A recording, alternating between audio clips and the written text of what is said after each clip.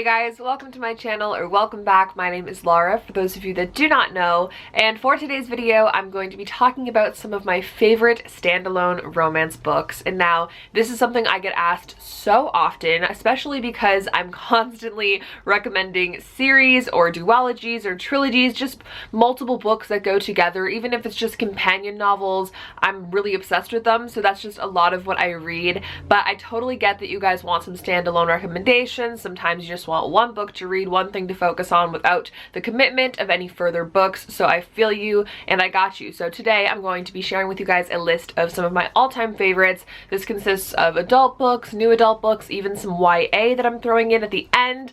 But I hope you guys enjoy this video. I'm gonna get started. I'm really sorry that I haven't been here for a month. I should probably just address that really quick, the elephant in the room. I know it's been a month, but as you guys know, as I know, this is just such a chaotic time right now. I'm still doing school online and I'm working still, so I have been quite busy. It's been hard for me to sit down and film videos for you guys, but I've been like dying to all month, so this feels like really good right now to talk to you guys and film this video for you. So I hope you guys enjoy it. I'm gonna get started with the book recs now. I hope you're all doing well and healthy and safe, and let me know what your standalone book recs are down below. Let's see if we have any of the same favorites, but for now I'm just gonna get into my recommendations. First book is called The Italian by T.L. Swan. This is a book that I found to be so bingeable, and I had never read anything quite like it before, and it was just such a fun ride and just a lot going on in it. This book follows a girl who takes a solo trip, kind of vacationing around Europe, I believe, and she finds herself in Italy, and while she's there, she has a few weeks before she's going to be meeting up with one of her friends, and she meets this guy, and this guy seems to be like literally perfect for her. So good looking, so gentlemanly like he's just so perfect in her eyes, and they decide that after she comes back from seeing her friend that they're gonna meet up again and they're gonna continue where they left off. However, he kind of stops contacting her and she's kind of left to wonder what happened. Years later, she finds her way back to Italy and he ends up being there, and he ends up actually being one of the reasons that she's back, but she does not know that. Sounds crazy. The biggest trope in this book is that it is a mafia themed book. So yes, he has some types of involvement with the Italian mafia, which for me was like a really different read, because I was like, I don't usually read that. That's a bit out there for me. But this book, I was literally obsessed with it. I could not stop reading it. I think I read it in literally one sitting, and it's pretty long too. So that's like pretty good for me.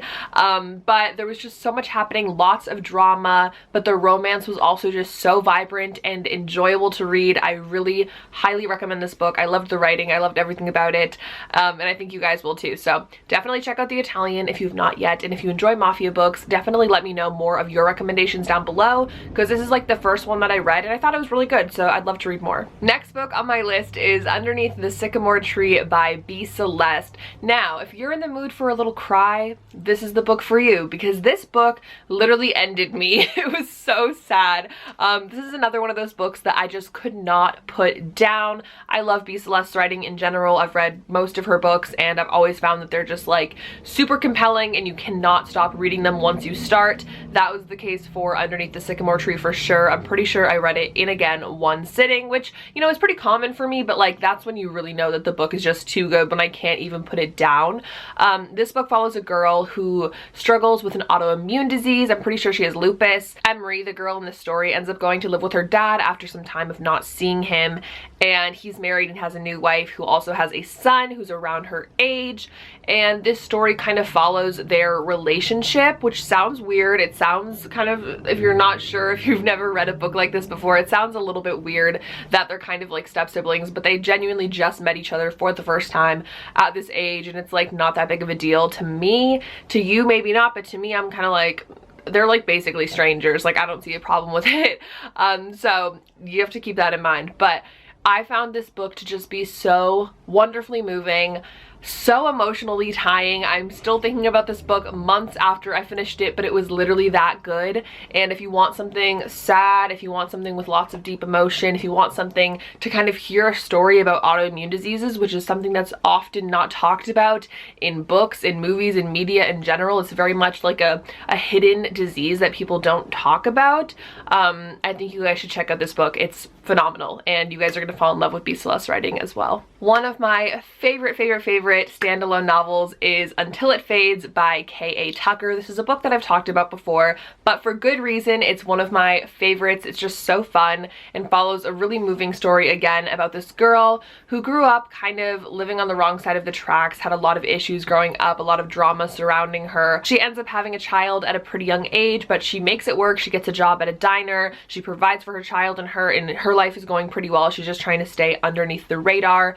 But one night she's driving home from work and she notices this car that got into an accident on the side of the road. So she pulls over, and it's these two guys in the car, and they're basically like trapped in the car. One of them is like super trapped and she cannot help him at all. The other one, she manages to somehow pull out of the car, even though he's this huge bulky guy. She pulls him out of the car literally right before the car bursts up into flames. So she basically saves his life. Turns out this guy is a super famous, popular hockey player. She had no idea, but now he's in the media looking for this girl, wants to know who she is so that he can personally thank her, but she's obviously trying to stay away from all the drama and everything going on with the media because she's just been trying to lay low. So it's this huge conflict of interest, but the story kind of goes from there and continues, and it's just so good. I first of all love like the famous person trope. I love the trope of one of them being a single parent. I just think all of those things tie together really nicely in this story, and paired with K.A. Tucker's writing style, it's just so wonderful. And it's a really light read as well. It's not as dark as some of the other books that I have on this list, but it's definitely worth the read and kind of more fun, lighthearted, but also deals with some issues that you maybe wouldn't expect. So I recommend this book for sure. It's just too good. Another one of my tried and true favorites that I talk about all the time is Top Secret by Elle Kennedy and Serena Bowen. This book follows two guys who are fraternity brothers, and they really can't stand each other. In fact, they're kind of like arch nemesis in the house, and they're kind of competing both to be like president for their senior year of the frat, so they just butt heads constantly. But they end up going on this hookup app, both of them like separate, and finding each other. One of the guys has a girlfriend and she's looking for them to have like a threesome for her birthday, so he's like, let me get on this app and find some guy. And the other guy is bisexual, so he's on this app already, and he's like, yeah, like I'm down. They start talking on the app. They have no idea it's each other. You guys know this is like my favorite trope. If you guys read my book, this is a trope that's very prevalent in my book, Friends, Lovers, or Nothing, on Wattpad. But it's very similar to that. It has that kind of angsty like tension that's like there, but they don't even know it's there because they don't even know that it's each other, and it's just like pure excellence. Like, I love this so much. I love the characters in this book as well. They're both so vibrant and really stand out against each other, which I appreciate and love very much. I kind of hate like filler characters that are just like anybody else, but this book's characters really pop out to me. So that's one of the reasons I really like it. But it's just such a good story. Again, it's something that I read super fast, really fast paced, and I think if you're looking for something on the fun side, this is definitely the book for you. Another one of my favorite authors, the next book is Mr. Moneybags by V. Keelan. I talk about her all the time. I literally love all of her books, and they're basically, I think, if not all, standalones. So definitely just check her out if you're looking for more standalones. This book follows a girl and a guy who meet in an elevator, and this guy is actually like the business owner, I believe, of this building, or like of one of the floors of the building. Like, he's super rich, and this girl, I think, is interviewing for a job, perhaps, something like that. And she's basically talking about how she hates rich guys and big businessmen and how they all think they're all that, and he's kind of loving it. So he acts as if he's like the mailman, and he doesn't act like he's like the owner of the business at all, because he wants to get to know her more. And she likes him at that, and they start hanging out and stuff, but obviously he's like living a false life.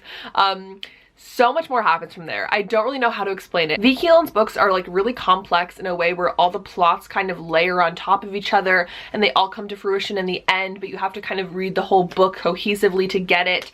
And there's always huge plot twists and crazy stuff that happens in them. So if that sounds interesting to you, I definitely recommend checking out this book. However, I don't want to give any more plot because I don't want to spoil anything, if that makes sense. But this book is really wonderful. I love all of V. Keelan's books. They're all just really fun.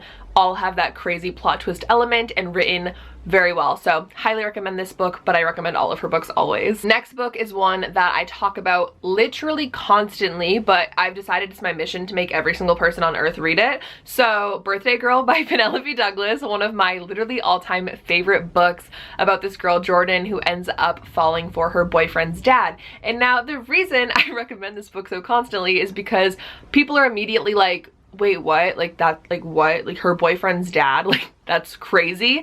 And they don't want to read it, but then I try and convince them like it's not that weird and it's not that bad. Like just read it, give it a chance. Like they have a lot in common. Like she's an old soul, like he's not that old. They have this connection. Her boyfriend's an asshole. Like you'll like it. And then eventually people read it and they're like, oh my god, Lara, you were right. So that's my message to you about this book. It's actually just so fun, and I love Penelope Douglas's books. They're just done so well.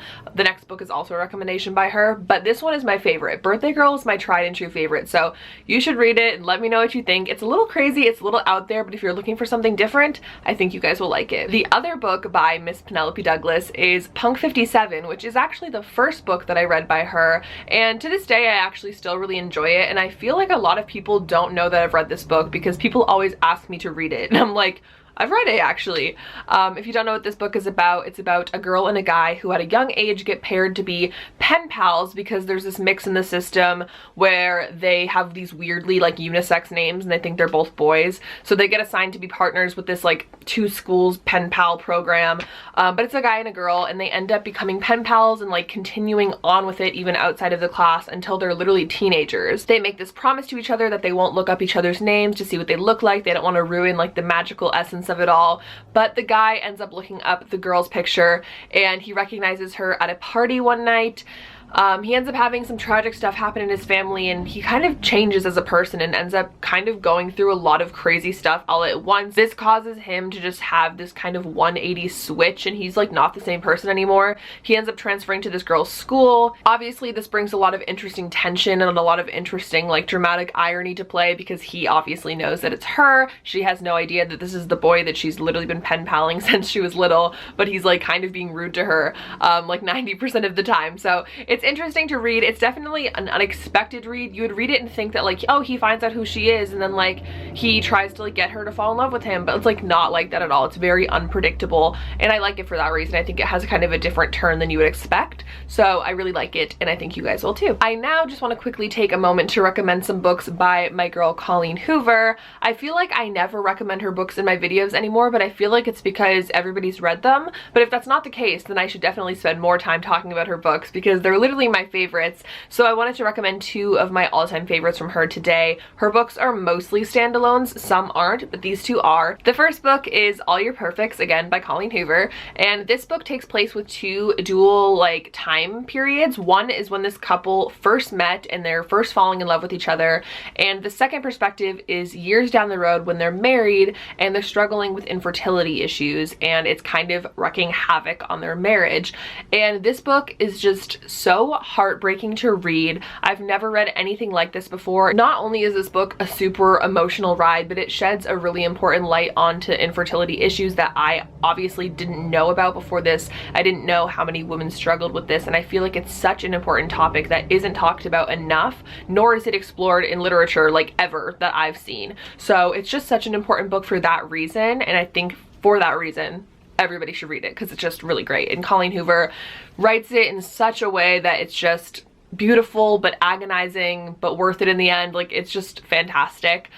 The other book by Colleen Hoover is also equally as important. It is called It Ends With Us, and this deals with domestic violence. Just again, really important topics in these 2 books that I think need to be explored more in literature, and I'm glad that Colleen wrote these novels because they're so important. So if you're interested in either of those topics, or if you want to learn more about either of those topics, I think reading a fiction book can sometimes be one of the best ways to explore something that you're unsure about if you don't know about. Hearing like somebody's firsthand recount of something from their perspective, I feel like is almost as, if not more important than just researching a topic. I feel like it's just so important to hear from like survivors, even if they're fictional ones. So I recommend these 2 books wholeheartedly. I recommend all of Colleen Hoover's books, but these two especially, just please read them. They're amazing. The next 3 books that I'm going to be talking about are my young adult recommendations. The first one being Simon versus the Homo Sapiens Agenda by Becky Albertalli. If you guys don't know, this was also turned into a movie a few years back called Love, Simon,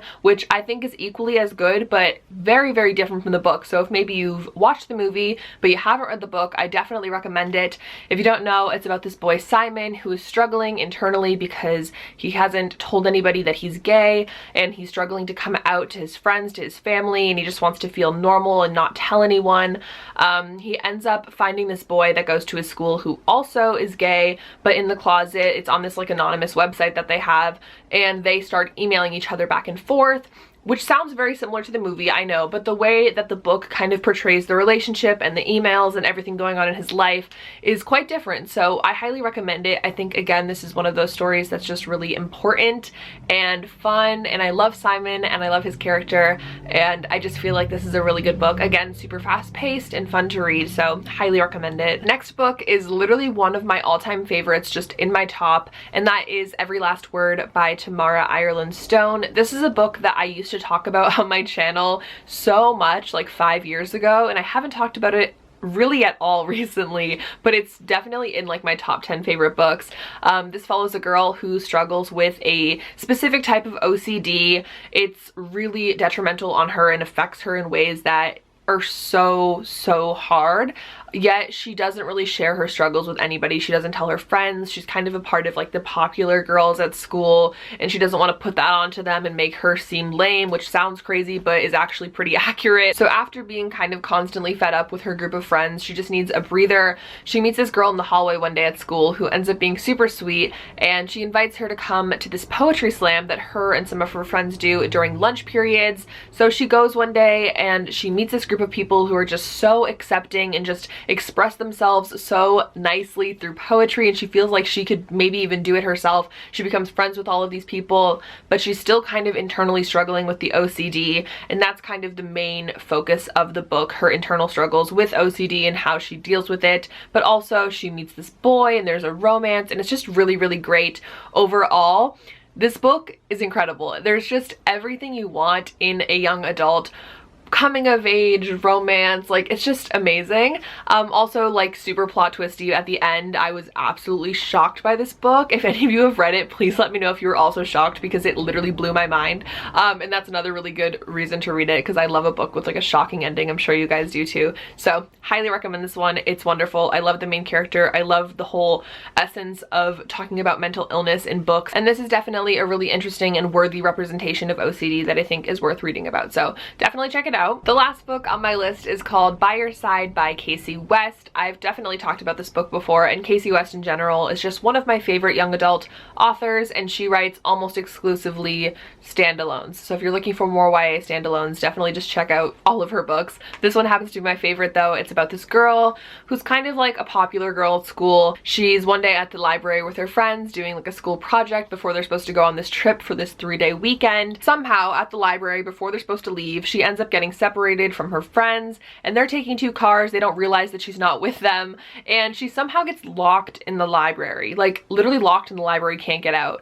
And she thinks she's alone at first, but then she realizes that there's this boy from her school who's kind of like the outcast, and he's there. She has no idea if he got stuck in there either, if he's there on purpose or what's going on, but basically them 2 are stuck in the library for the whole weekend.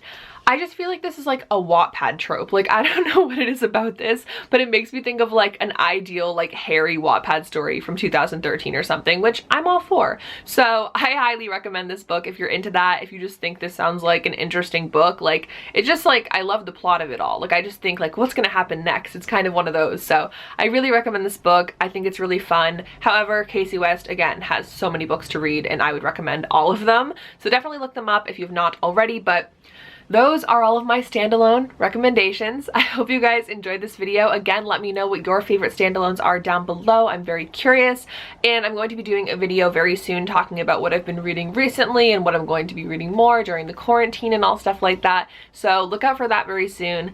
But other than that, I hope you guys enjoyed this video. Make sure to give it a thumbs up if you have not already, and subscribe to my channel. Thank you so much for watching, and I will see you very soon in my next video. Bye!